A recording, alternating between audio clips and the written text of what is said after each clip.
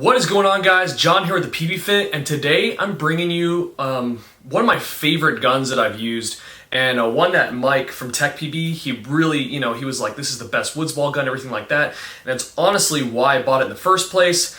Yes, I am a fan of Mike from Tech PB. I know he's had some stuff happen recently, with his whole marker bids thing and everything like that. I never did use marker bids, but I am a fan of him as far as growing the sport and everything, and I'm glad I followed his advice with this marker. As far as woodsball goes, and this thing is super fun to play with, and that is the GOG G-1. Now the GOG G-1 comes in this awesome hard case, really nice. I mean, I think I bought it for 250 bucks, or was it I think it was 300 bucks actually, because this is a black cardboard.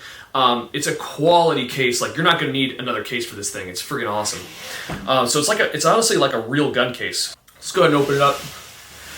Now, it comes with a nice little Smart Parts barrel sock, a 14-inch barrel. It has very little porting. It doesn't tell you what the size is on it, but I'm assuming it's like a 9.1 or an 8.9. I'm not 100% sure on that, but there's very little porting. I mean, it's pretty nicely honed. It's a nice barrel. You're not going to need another barrel. However, it is loud due to the lack of porting, but it has that cool milsim look to it.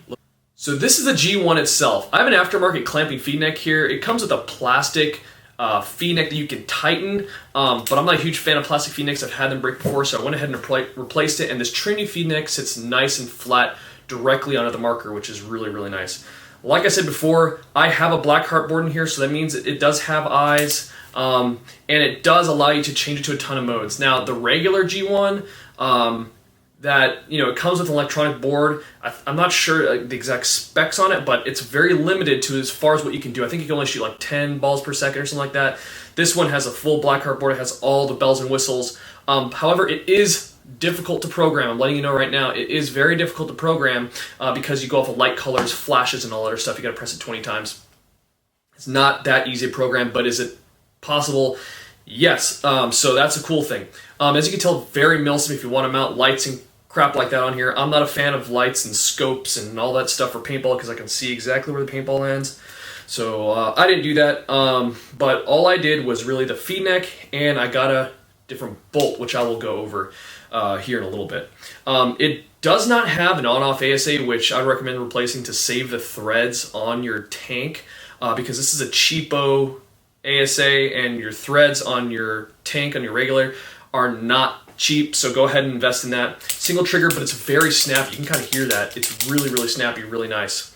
And it's really long. I mean, I don't know if you can see how long that is, but it's a really long gun, and it fits really nice in the hand, especially when you're playing in the woods. You want just total control over your marker, and this really allows for that. And the only thing is that it comes with a right feed already in place, so it comes with a right feed. All right, and I'm going to tell you right now, installing it, changing it to a vertical feed was a pain in the ass. It sucked, okay? I hated it. So, then again, I'm not the most patient person in the world, I wish that they would make a vert feed, because that's what everyone is going to want to use from the get-go. And for those people who want to make it, right feed, left feed, whatever, they can go ahead and do that. But it's not an easy task, okay? You got to take this whole thing apart and then move it, and then it sucked. So I did not have fun doing that. There is a spot for a flashlight if you want to put a flashlight there or something like that, but you could always mount it on one of these rails or anything like that. These are standard Picatinny rails, and they're really nice. This is it's not a heavy gun, but it's pretty, it's got some weight to it, but it feels good in the hands. I really like the contour of it, and it's a nice marker. Now, I don't have a battery in here because if you leave the battery plugged into this marker, it's going to drain it, and you're going to have zero battery, okay? That's the only crappy thing about this marker is, besides having to switch to vertical feed, is that it will drain the battery and eat it like it's going out of style, okay? Do not leave your battery in your marker. It's going to be dead. I've been going through these like crazy, these 9 volts, so that's the best advice I can give you is do not leave your battery in your marker. It also comes with this cool buttstock thing. Do I use it? No, because I'm not really in a milsim. I'd rather use my tank up against my shoulder, but you can if that's the way you like to do things, and put a sling on it, whatever. But that's up to you. It does come with a small parts kit, which is in this bag with the stock bolt that I have, and it does come with the Allen keys that you're going to need to take this thing apart, which is good. Unlike the Enemy, I know some people have been posting that now like their Enemy comes with Allen keys. Sweet, mine didn't, but you know, cool. You know, maybe, I doubt they watched my videos, but now they're putting Allen keys in there, that's sweet. This one came with Allen keys because you do have to take this back part off if you want to access the bolt and take it apart and everything like that. So, I mean, it is bolt out the back and it's really easy to take care of. It's just that they have like a nice cover on the end of it. So that's basically the overview of this marker. You know, it's just, it looks cool. It's milsim, it's awesome. But let me talk about the barrel system real quick. So I kind of followed Mike's, you know, what he decided to do. So I got rid of this thing, or I don't use it, and I invested in a Smart Parts Freak barrel. All right, it looks awesome.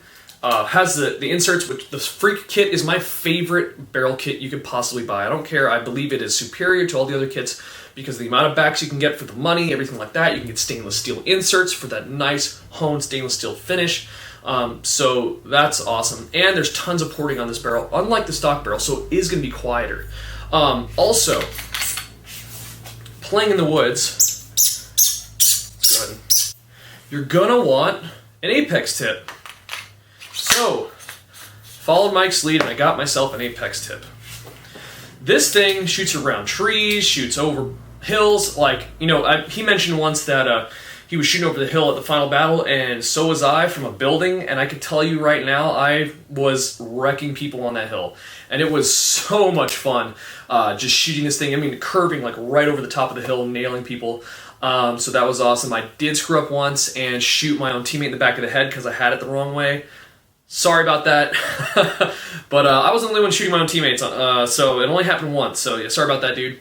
But yeah, this Apex tip is awesome. This is an Empire Apex tip. This is a Freak All-American tip with the Apex little thing here on the end, so the Apex tip can go ahead and get up on there. So that's cool. So I highly recommend investing in a different barrel system. If you want to have this kind of, you know, capability to be able to change out the barrel and everything like that, to use Freak backs, because this is not a Freak ready barrel.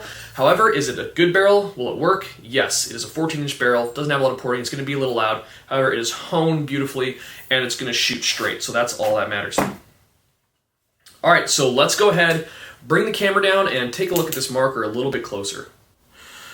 All right, guys, so this is the maintenance of the GOG G-1. Now, you'll be pleasantly surprised that the internals of this marker are just like an ion.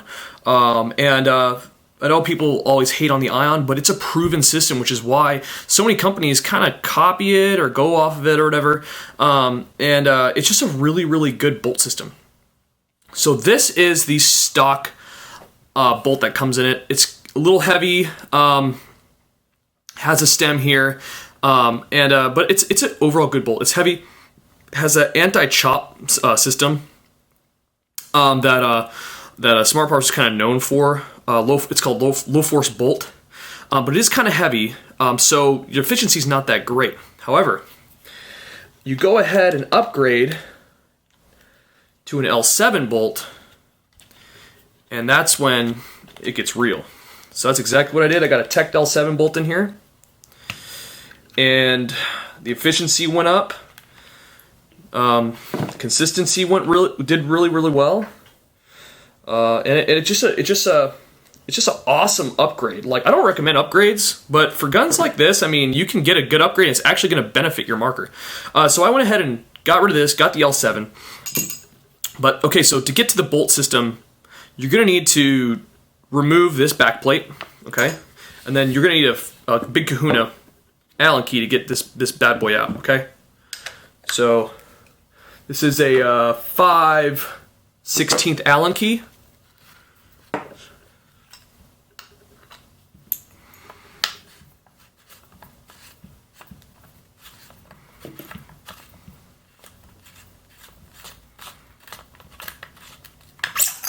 All right.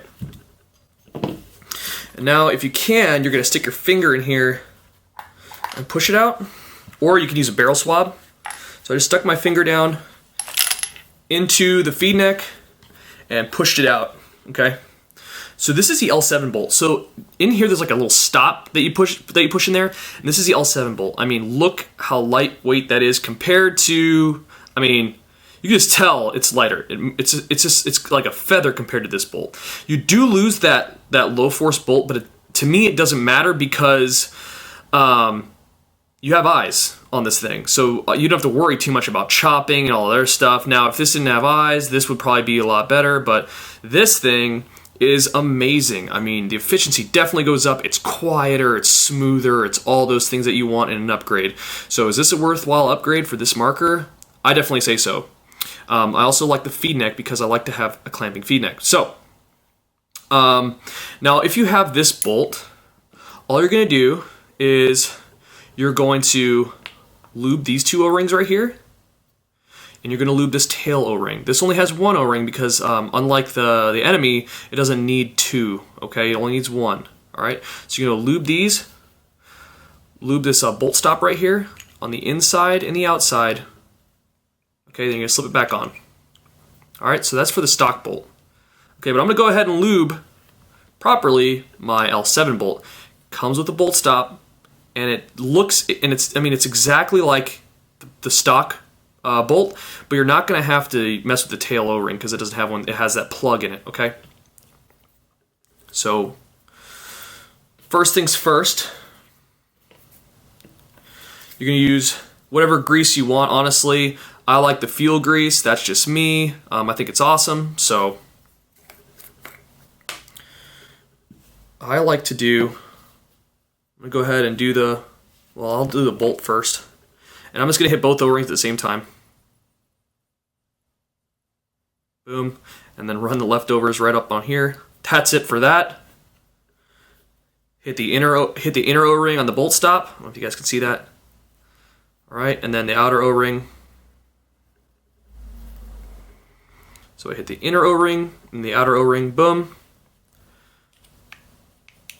Get some lube up on there.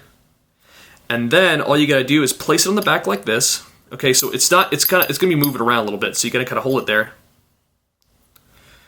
And go ahead and slide it right in the back. Now, what you can also do for the maintenance on this, run a swab through it. You can't just get to the eyes. You gotta take this whole thing apart to get to the eyes. It's kind of a pain in the butt, so that sucks. So honestly, I'm lazy. I just run microfiber through it all, and it works just fine for me for this marker. I wish that the eyes were accessible. That would be so much easier, but the eyes are not accessible, which sucks, and it's a pain in the ass to get to. So I just run a microfiber all the way through it, get it nice and clean, and then I go ahead and stick my bolt back in. All right.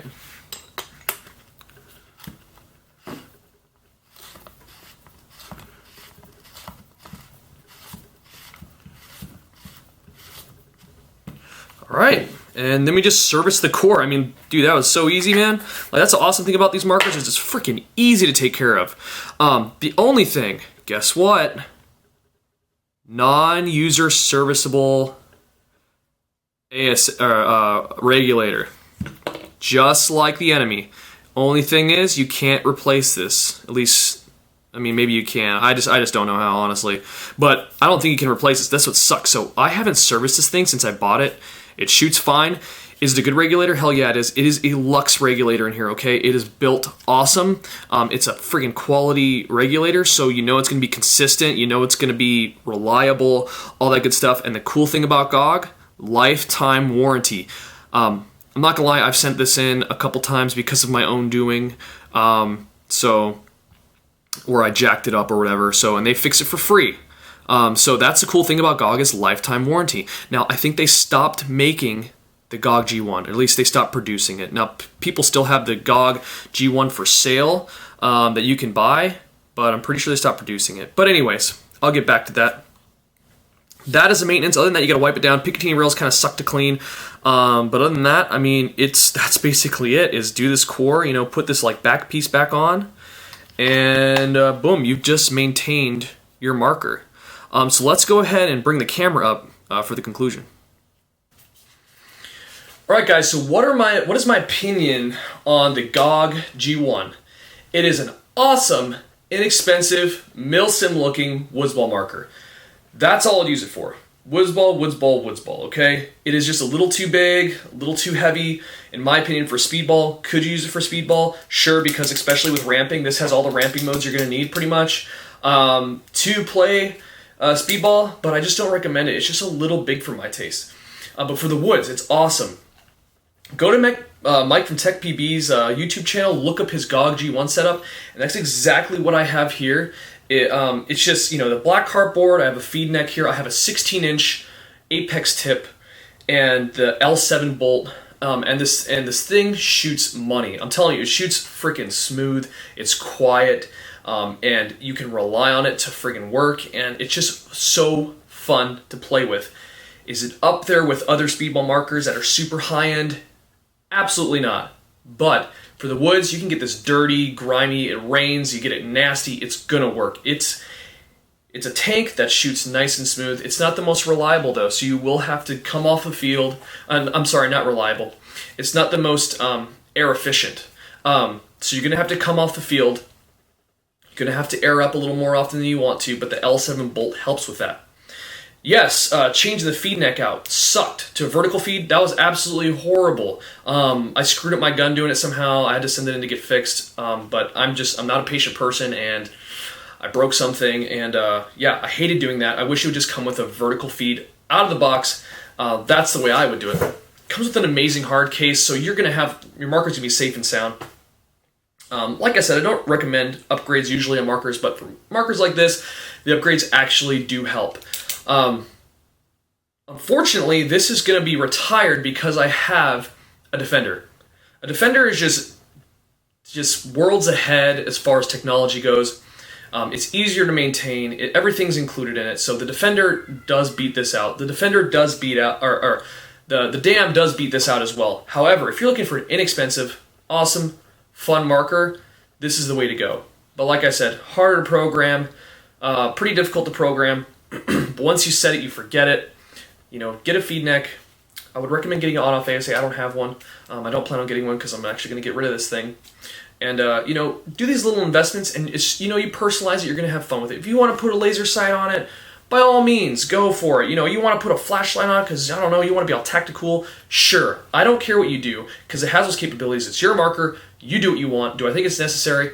Absolutely not. But this marker is fun. Okay, guys, I think it's like on sale right now on A&S gear. GOG has a lifetime warranty, so you can send it as much as you want. I'm gonna go to Living Legends. They always take a look at it for me. When I go up there, free of charge. They fix any issues it might have. But that's another thing though. Is I want to mention this again. It will eat your battery alive. Like it'll freaking just destroy it. So remove your battery after play. Every single time you have to remove the battery. If you don't, you will be going through batteries like it's going out of style, okay? But other than that, for the money, this is a winner. All right, guys, I hope you enjoyed this review. I hope you enjoyed the maintenance. Even though I did not get to the regulator, I'm sorry, I'm just not going to do that. I will hate my life the entire time I'm doing it. But I love you guys. More videos to come. I'll be uploading a lot more often. Let me know what you guys want to see, and let me know what you guys don't want to see anymore. Like if I'm doing something, just tell me stop, and I'll stop doing it. But I love you guys. More videos to come soon. Smash that like button, hit subscribe, and I'll see you guys on the field later. Take it easy.